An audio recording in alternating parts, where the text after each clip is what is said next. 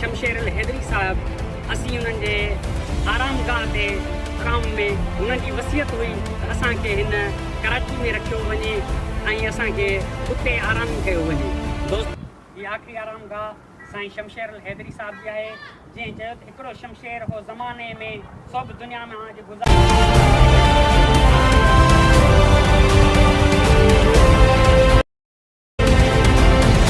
दोस्तो असीं मौजूदु आहियूं कराची शहर में ऐं असीं हींअर उन्हनि शख़्सियतनि जेके हिन दुनिया में मौजूदु न आहिनि पर उन्हनि जो किरदारु अॼु बि ज़िंदा आहे, जेकी चौखंडी मुक़ाम में आरामी आहिनि।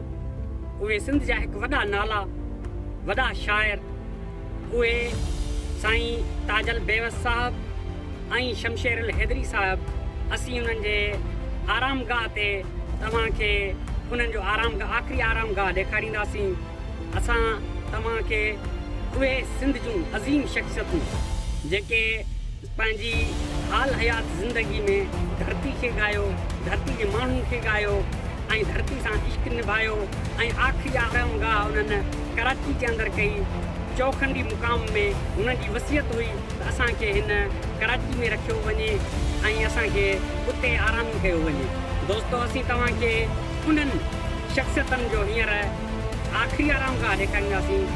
वॾी महिरबानी दोस्तनि जी, अचो तव्हांखे असीं शमशेर अल हैदरी ऐं ताजल बेवस सिंध जा मशहूरु शाइर उन्हनि जो आख़िरी आरामगाह ॾेखारींदासीं। जीअं दोस्तो असीं पहुची चुका आहियूं चौखंडी मुक़ाम में, जिते सिंध जूं मशहूरु शख़्सियतूं, सिंध जा मशहूरु शाइर आरामगाह आहिनि ऐं असीं उन्हनि जे आरामगाह ते पहुता आहियूं। ताजल बेवस ऐं शमशेर अल हैदरी साहब, अचो त उन्हनि जो तव्हांखे आख़िरी आरामगाह ॾेखारियूं।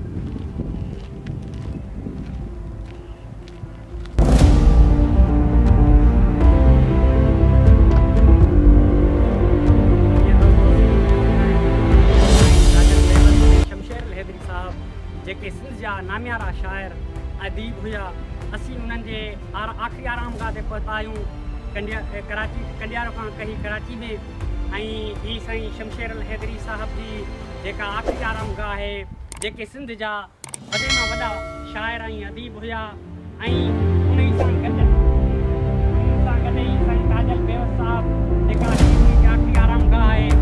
अचो तव्हांखे ॾेखारियूं ही सिंध जा वॾा अज़ीम माण्हू जन धरती सां मुहबत कई, धरती जे माण्हुनि सां मुहबत कई ऐं इहो पैगाम ॾिनो त असां सिंध सां मुहबत करण वारा अॼु सिंध जी दिलि कराची में ई दफ़न आहियूं।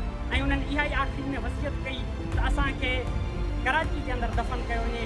हीअ सिंध जा सभा जहिड़ा पुत्र अॼु हिन धरती अमर सां आराम कई आहिनि ऐं असां दोस्तनि खे ॾेखारण था चाहियूं त हीअ सिंध जा वॾे मां वॾा शाइर जिंद जुड़ी जो ॿिया दिल वारा विसरी विया। इहो साईं ताजल बेवस साहब जी शाइरी हुई। ऐं साईं शमशेर अल हैदरी साहब, हिकिड़ो शमशेर हो ज़माने में सभु दुनिया मां गुज़ारे वियो। इहे सिंध जो मालिक साईं शमशेर अल हैदरी साहब आहे। ऐं दोस्तो हीअ ॾिसो, हीअ अज़ीम माण्हू, अज़ीम किरदार, हिननि जा किरदार जेसीं ताईं दुनिया क़ाइमु आहे, जेसीं ताईं सिंध क़ाइमु आहे, हिननि जा किरदार ज़िंदा आहिनि। साईं हिननि जी जेतिरी ॻाल्हि असीं करे सघूं उहा घटि आहे, छो कि तारीख़ जा वॾा माण्हू आहिनि। तारीख़ में हीअ हमेशह अमर रहंदा। असां तव्हांखे हीअ जेको क़ब्रिस्तान आहे, हिन में तमामु वॾियूं वॾियूं दफ़न थियल आहिनि ऐं ख़ासि करे वसियत करे पाण खे हिते इन ई जे करे दफ़न करायो त कराची असांजी आहे, असीं कराची जा वारिस आहियूं। इन्हनि जे हिते दफ़न थियण में बि हिकिड़ो पैगाम आहे त कराची जा मालिक असीं आहियूं, असीं हिन में दफ़न थी सघूं था, असीं हिते जी सघूं था। हिननि इहो ई पैगाम ॾिनो दुनिया खे ज़िंद हूंदे, पर वफ़ात खां बाद बि इहो ई पैगाम ॾिनो त कराची असांजी आहे, सिंध असांजी आहे। जीअरे बि सिंध खे ॻायो ऐं जॾहिं दुनिया मां विसाल फरमाए विया त पर सिंध सां मुहबत जे इश्क में कराची में दफ़न थिया। वॾी वॾी महिरबानी दोस्तनि जी हक़ मौजूदु थिए। जीअं दोस्तो ही साईं शमशेर अल हैदरी जी आख़िरी आरामगाह आहे। साईं जन हिते आरामगाह आहिनि ऐं हीअ जेको क़ब्रिस्तान आहे चौखंडी मुक़ाम जेको कराची जे अंदरि मौजूदु आहे, हीअ आख़िरी आरामगाह साईं शमशेर अल हैदरी साहब जी आहे। जंहिं चयो त हिकिड़ो शमशेर हो ज़माने में सभु दुनिया में अॼु गुज़ारे वियो। साईं जी 15 सेप्टेम्बर 1931 ते जनमु ॾियारो आहे ऐं साईं जी वफ़ात 10 अगस्त 2012 ते आहे। जीअं दोस्तो हीअ असीं तव्हांखे साईं जी बायोडेटा ॿुधाई, वॾी वॾी महिरबानी सभिनी दोस्तनि जी।